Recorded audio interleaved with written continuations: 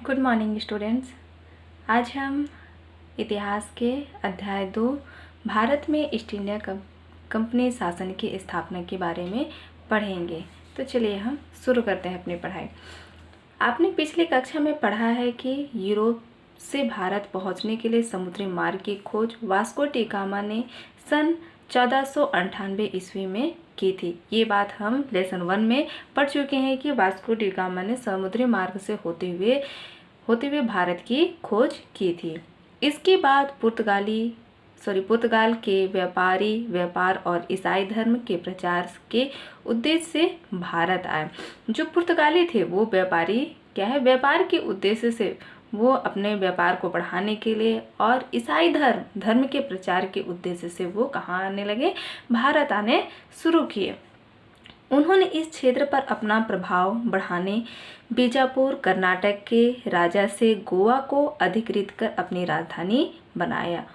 जो पुर्तगाली थे वो लोगों ने अपना प्रभाव क्षेत्र किसको बनाया, बीजापुर और कर्नाटक के राजा से गोवा को अधिकृत मतलब अपने हिस्से में अधिकार में रखने के लिए उन्होंने उसको अपनी राजधानी बनाया। वह समुद्री क्षेत्र में उनका प्रभाव बढ़ने के कारण वे वहां से गुजरने वाले समुद्री जहाज़ों से टैक्स लेने लगे, क्योंकि जो कर्नाटक गोवा ये है जो समुद्री क्षेत्रों के किनारे बसे हुए क्षेत्र हैं, जिससे क्या है समुद्री क्षेत्र के प्रभाव के बढ़ने की वजह से वो लोग क्या है समुद्र के किनारे जो गुजरने वाली जो जहाज़ें थे उन जहाज़ों से वो कर लेने शुरू किए। जो भी विदेशी जहाज उन्हें टैक्स नहीं देते थे उनके जहाज वे डुबो देते थे। जो भी विदेशी उन समुद्री क्षेत्रों से होकर के गुजरते थे, अगर वो टैक्स नहीं देते थे तो उनके जहाज़ों को डुबा दिया जाता था। यहाँ भारत का नक्शा दिखाया गया है जिसमें 1765 ईस्वी में भारत की स्थिति को दिखाया गया है। यहाँ आप लोग देख सकते हैं। यहाँ पे समझा दूँ कि कैसे किस तरीके से यहाँ पे दिखाया गया है।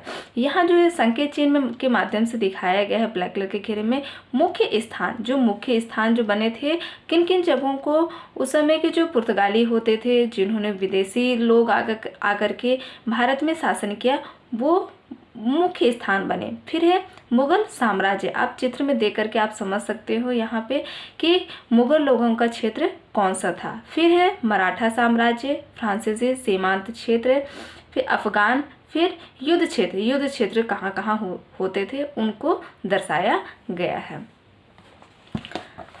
अब आगे देखते हैं।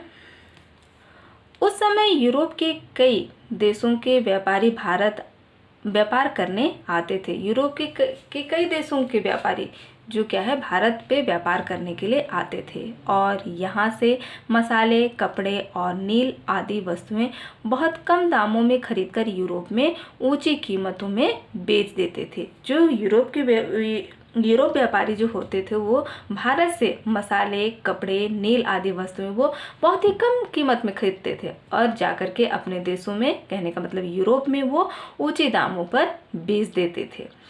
उन दिनों यूरोप में मसालों की बहुत मांग थी क्योंकि यूरोपी प्रायः मांसाहारी होते थे। उस समय क्या थी, जो मसाले की मांग थी यूरोप में बहुत अधिक थी। इसके साथ ही क्या था कि यूरोप के जो लोग होते थे वो मांसाहारी होते थे तथा वो अपने खाद्य पदार्थ मतलब खाने की जो भी चीज़ें होती थी उसको बचाने के लिए वो मसालों का प्रयोग करते थे। जो वहाँ पैदा नहीं होते थे मतलब वहाँ मसालों की खेती नहीं होती थी। क्या है, भारत एक क्या है गर्म जलवायु वाला प्रदेश होते क्योंकि इसी वजह से मसालों की खेती अधिक होती है। एशिया महाद्वीप में मसालों की पैदावार भारत, इंडोनेशिया, मलाया, श्रीलंका आदि देशों में होती थी। उस समय जो मसाले की खेती होती थी वो भारत, इंडोनेशिया, मलाया, श्रीलंका आदि क्षेत्रों में होती थी। अब आगे देखते हैं।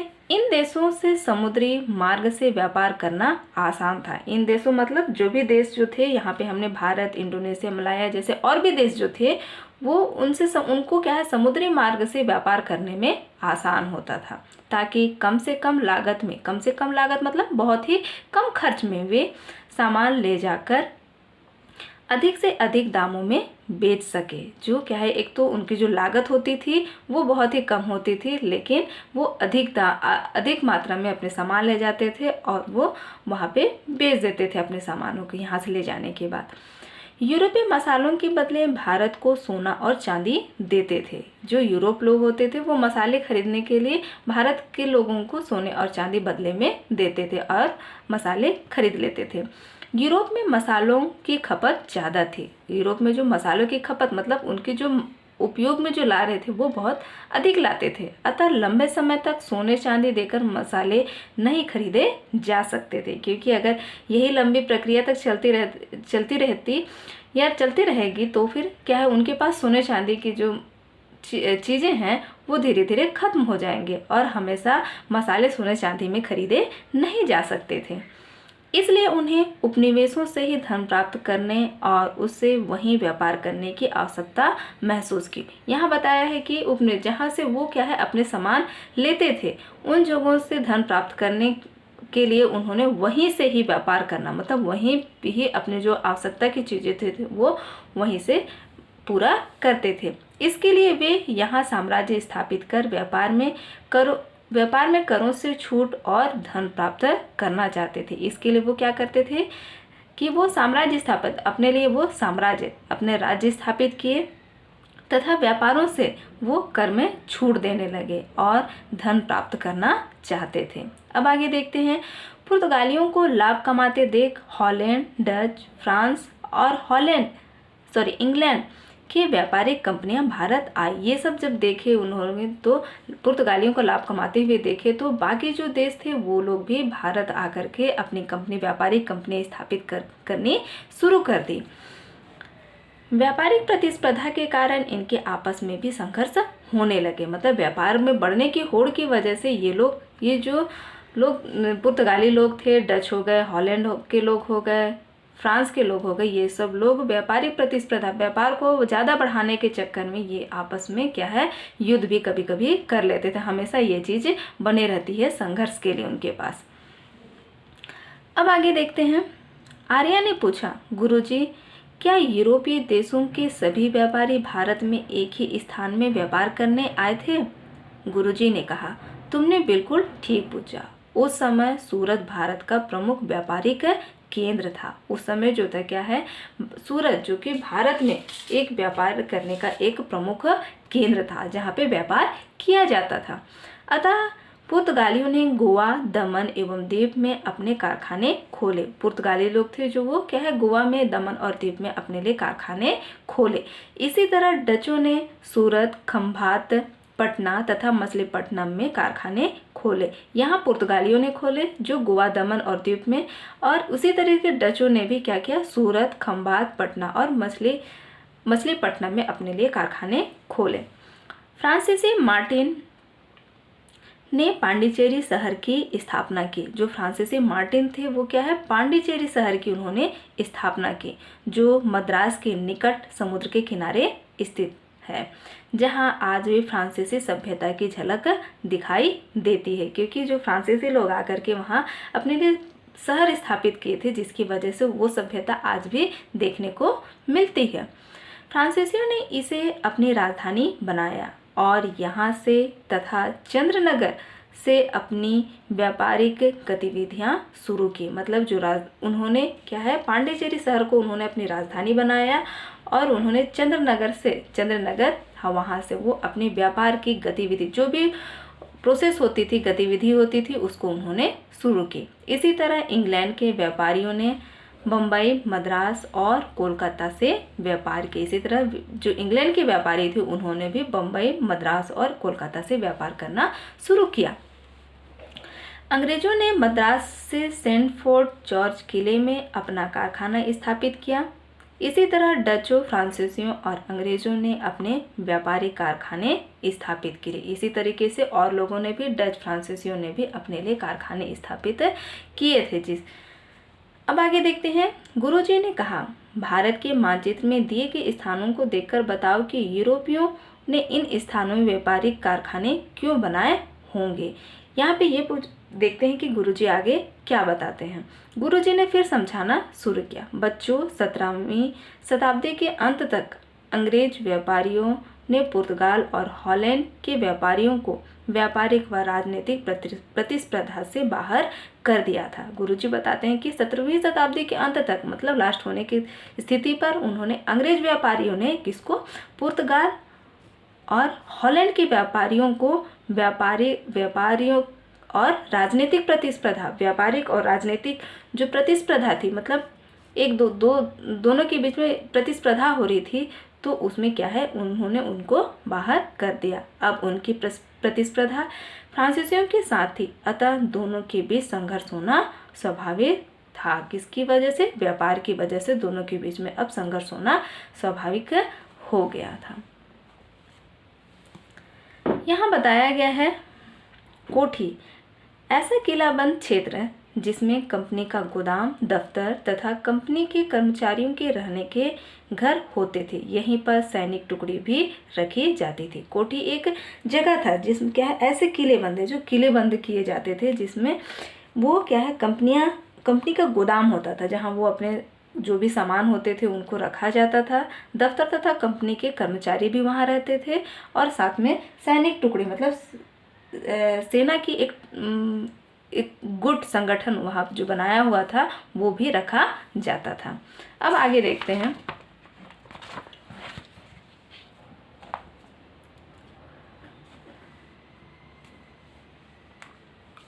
दक्षिण भारत के पूर्वी तट पर स्थित मद्रास अंग्रेजों का व्यापारिक केंद्र था। जो दक्षिण भारत के पूर्वी तट पर, पूर्वी तट में क्या है, मद्रास अंग्रेजों का प्रमुख व्यापारिक केंद्र। आप हम भारत के मानचित्र को देख करके आप यहाँ पे समझ सकते हैं। उसके समीप ही पांडिचेरी फ्रांसीसियों का केंद्र था। यह क्षेत्र उस समय कर्नाटक राज्य के नवाब के अधीन था। जो कर्नाटक राज्य के नवाब जो थे, उनके अधीन में था। अतः दोनों देशों का उद्देश्य वहाँ के नवाबों से अपने अपने व्यापारिक लाभ कमाने के लिए ज़्यादा से ज़्यादा फायदा उठाना था।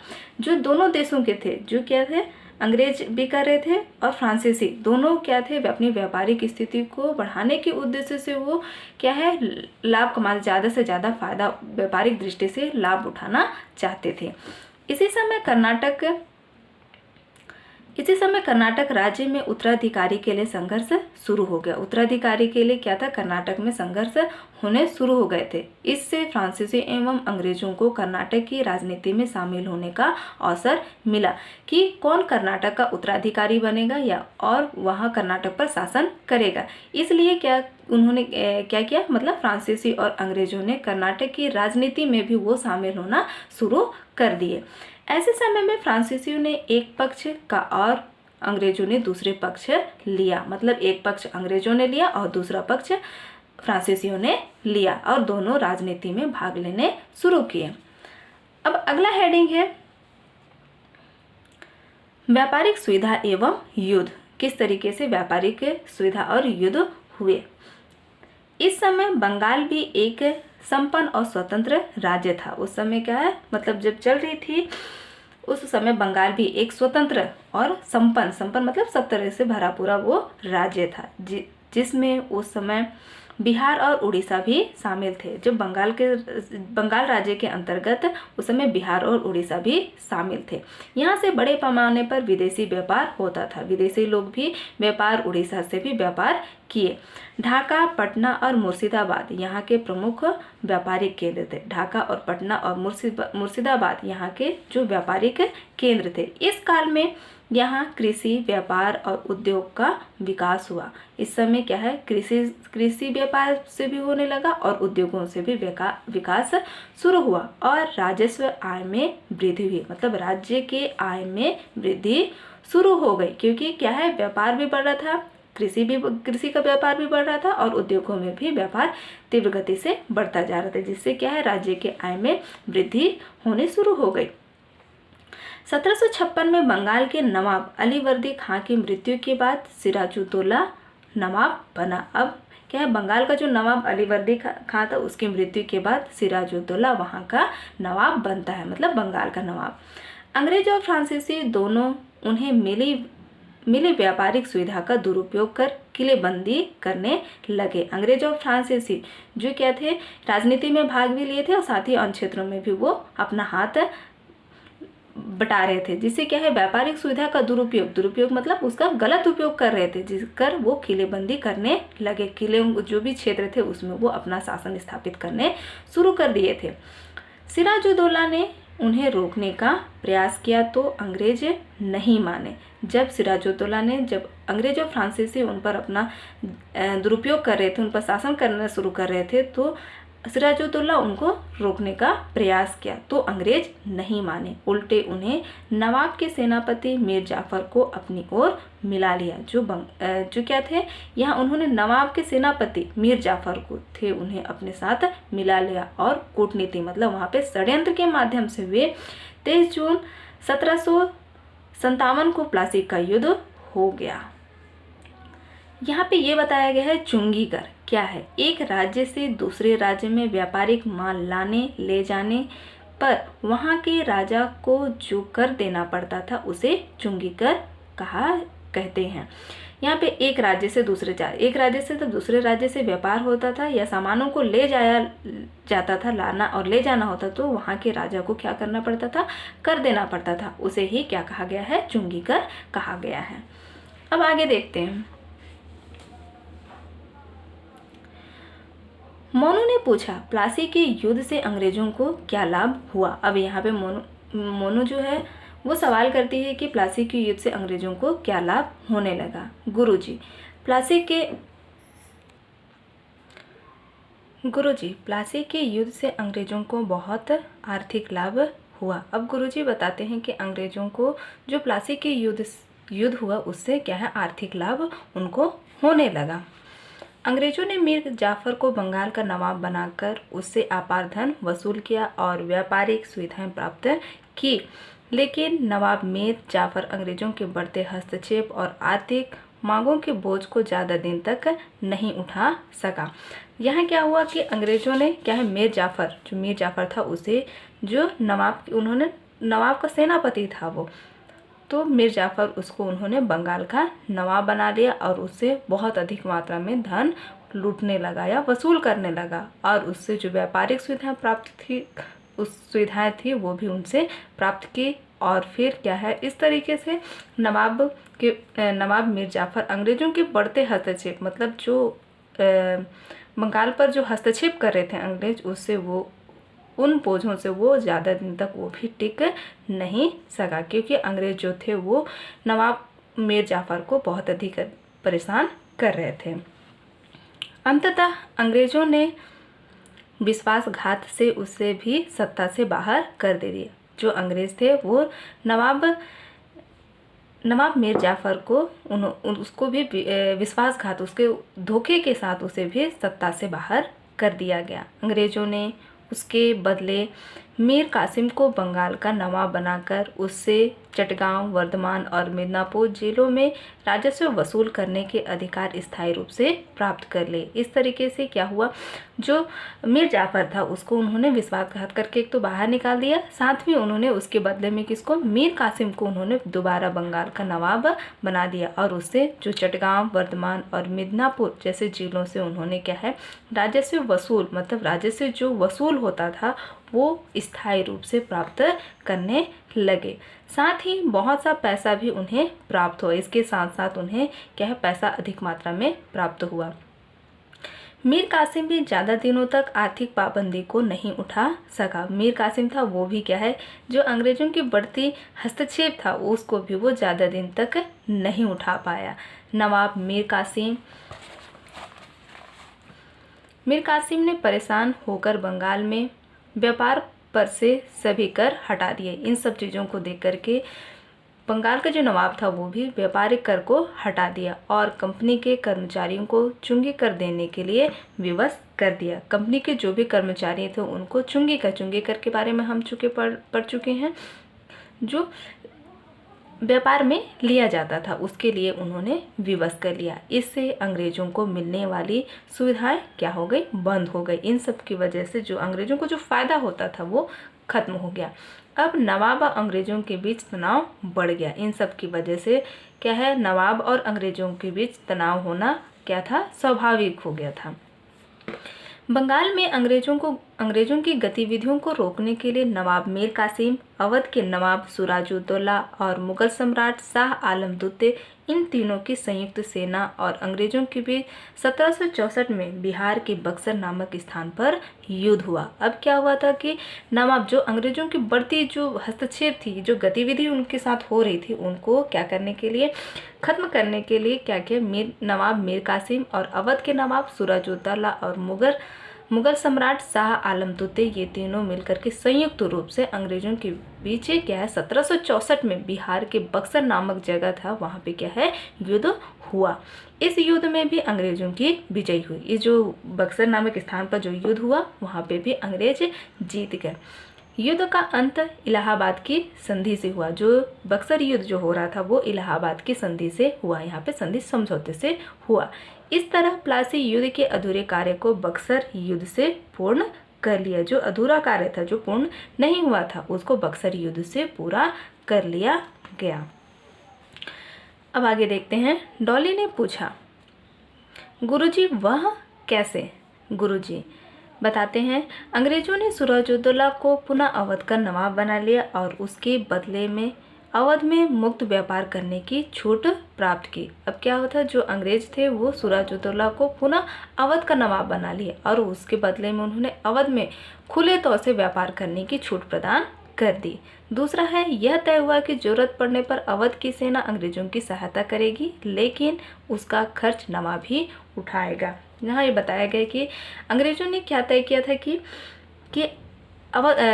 अवध की जो सेना थी वो क्या है, जब भी उस सेना को अंग्रेजों की सहायता की आवश्यकता होगी तब उनको सहायता देना होगा, लेकिन उसका जो भी खर्च होगा, मतलब सेना में जो भी खर्च होगा उसका खर्च कौन उठाएगा, नवाब ही उठाएगा। अगला है, तीसरा है, अंग्रेजों को बंगाल, बिहार और उड़ीसा की दीवानी मतलब कर वसूल करने का अधिकार प्राप्त हो गया। अंग्रेजों को क्या मिल गया, अब बंगाल, बिहार और उड़ीसा से कर वसूल करने का अधिकार मिल गया था। इस प्रकार अंग्रेजों का बंगाल में एकाधिकार तो हो गया, लेकिन उन्होंने शासन की बागडोर नहीं संभाली। इस तरीके से क्या था, बंगाल में एकाधिकार, अब क्या है, एकाधिकार उन्हीं का हो गया था, अंग्रेजों का ही, लेकिन साथ ही साथ शासन की बागडोर उन्होंने नहीं संभाली। जो भी शासन की जो भी जिम्मे थी उसको उन्होंने नहीं संभाला। वहाँ अप्रत्यक्ष रूप से अंग्रेजों का शासन था, बल्कि जो नवाब थे वही शासन कर रहे थे, लेकिन जो भी शासन होती थी वो क्या थी, अंग्रेजों के माध्यम से ही होता था। इसे ही बंगाल में द्वैत शासन या दोहरा मतलब दूसरा शासन कहा जाता है। अब आगे है, हर्ष ने कहा, गुरुजी द्वैत शासन किसे कहते हैं? गुरुजी, इलाहाबाद की संधि से अंग्रेजों को बंगाल, बिहार और उड़ीसा में राजस्व वसूल करने का अधिकार मिला। यहाँ पे गुरुजी फिर बताते हैं कि द्वैत शासन किसे कहते हैं। तो द्वैत शासन में क्या हुआ था इसके बारे में समझाते हैं कि इलाहाबाद की जो संधि हुई थी, इलाहाबाद की संधि से अंग्रेजों को बंगाल, बिहार और उड़ीसा से राजस्व से मतलब राजस्व वसूल करने का जो भी प्राप्त होता था वो अधिकार उन्हें मिल गया। उन्हें मुफ्त में सैनिक रखने और उनकी सुरक्षा का अधिकार भी मिल गया। उन्हें साथ में क्या, मुफ्त रूप से अब वो सैनिक अपने लिए सैनिक भी रख सकते थे और साथ में उनकी सुरक्षा का भी उनको अधिकार मिल गया। लेकिन उसके ठीक विपरीत प्रशासन, इसके ठीक विपरीत साथ में क्या होने लगा कि प्रशासन और व्यवस्था का उत्तरदायित्व मतलब जो जिम्मा था वो मुगल सम्राट का ही था। जो भी उसकी जिम्मेदारी थी प्रशासन में व्यवस्था, कैसे शासन प्रणाली लागू करनी है, ये सब किसके हाथ में होने लगी, मुगल सम्राट का ही था। इस प्रकार अंग्रेजों को आर्थिक, सैनिक और सुरक्षा का लाभ मिला। साथ ही क्या है, इन सब की वजह से क्या है, अंग्रेजों को आर्थिक भी लाभ मिला, सैनिक और साथ में उनको सुरक्षा भी मिला। और सभी जिम्मेदारियां मुगल और नवाबों की थी। मतलब जो भी जिम्मेदारी प्रशासन व्यवस्था में जो भी जिम्मेदारी, बाकी उसके अलावा जो भी कार्य होने थे वो किसकी थी, मुगल और नवाबों के ही होते थे। उनकी ही जिम्मेदारी थी, उन्हीं ही पूर्ण करने होते थे। इस प्रकार मुगल सम्राट अंग्रेजों के आश्रित हो गए। मतलब क्या थे, इस प्रकार जो मुगल जो सम्राट थे, राजा थे, वो किसके ऊपर, अंग्रेजों के ऊपर वो भी निर्भर हो गए। अब आगे देखते हैं। गुंजन ने पूछा, गुरुजी, द्वैत शासन का बंगाल पर क्या प्रभाव पड़ा? गुरुजी, इसके पहले यहाँ किसानों के राजस्व मतलब लगान की वसूली, फसलों की उपज, जो किसानों के राजस्व लगान जो होता था, ये राजस्व जो भी वसूल होता था उसी के आधार पर की जाती थी। अब अंग्रेज भूमि के नाप के आधार पर लगान वसूल करने लगे। अंग्रेज क्या करने लगे? अब भूमि के नाप, जितना जमीन पर किसान की भूभाग होगी या भूमि होगी, उतनी भूमि पर वो लगान या कर वसूल करने लगे। कम खर्च में लगान वसूलने एवं कंपनी के लिए सालाना एक निश्चित आय प्राप्त करने के उद्देश्य से उन्होंने लगान को ठेके पर देना शुरू किया। अब क्या है, खर्च को कम करने में लगान वसूल, मतलब जो खर्च लगान वसूल करने में होता था, अब वे क्या करने लगे, वो साल भर में एक बार उन्हें क्या है, लगान या कर उन्हें देना पड़ता था। तो इस सब चीज़ों को उन्होंने निश्चित किया और उन्हें उन लगान को ठेके पर देना शुरू कर दिया। अब जनता से ठेकेदार मनमाना लगान वसूल करते थे। जो जनता से क्या है, जो ठेकेदार जिन्होंने सालाना कर प्राप्त करने का जिम्मा लिया था, वो ठेकेदार क्या है, जनता को परेशान करने लगे और उसमें से एक निश्चित मात्रा अंग्रेजों को देते थे। उसमें केवल निश्चित मात्रा, जितनी निश्चित की गई थी उतने ही मात्रा वो अंग्रेजों को देते थे। इस प्रकार ठेकेदार और कंपनी के कर्मचारियों ने बंगाल के किसानों का बहुत शोषण किया। अब जो ठेकेदार थे और कंपनी के कर्मचारी थे, वो भी बंगाल के किसानों को बहुत ही परेशान करने लगे। वो भी किसकी वजह से? लगान वसूल करने की वजह से। उन्हें अगर समय पर लगान ना देना पड़े तो भी उनको परेशान करना पड़ता था।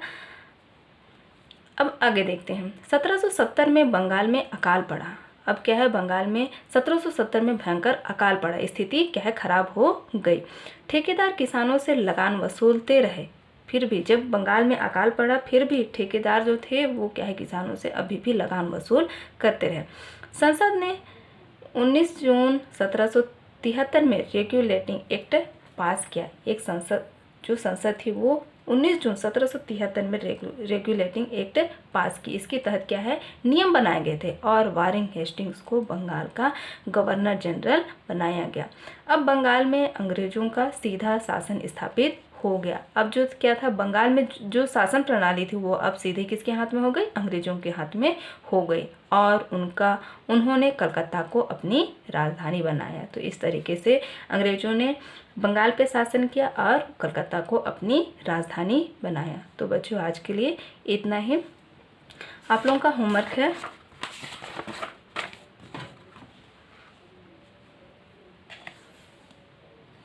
क्वेश्चन नंबर 1, भारत का प्रथम गवर्नर जनरल कौन था? सेकंड है, हैदर अली कहाँ का शासक था? क्वेश्चन नंबर 3 है, अंग्रेजों और फ्रांसीसियों के बीच कौन सा युद्ध हुआ था? क्वेश्चन नंबर 4, बक्सर युद्ध के बाद अंग्रेजों के इलाके से भू राजस्व वसूलने का अधिकार किसे प्राप्त हुआ था? ये क्वेश्चन नंबर 1 से 4 तक दिया गया है। बच्चों 1, 2, 3 आपको सिर्फ एक लाइन में आंसर देने हैं। क्वेश्चन नंबर 4 आप लोगों को थोड़े विस्तार करने होंगे। आज के लिए बच्चों इतना ही। Thank you.